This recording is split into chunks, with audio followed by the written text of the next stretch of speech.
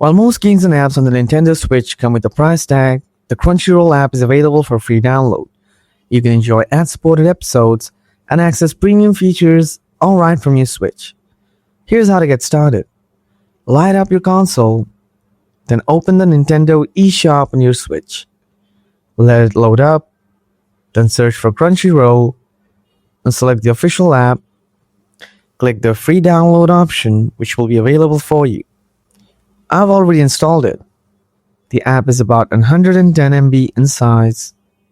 Just follow the installation instructions on your screen. Once installed, launch it from your home menu. Select your user profile.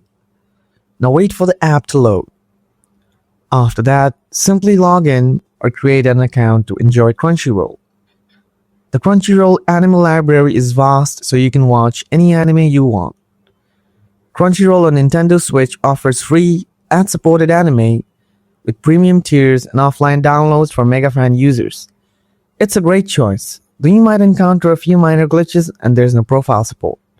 Don't forget to like and subscribe for more guides, tips, and updates. Thanks for tuning in.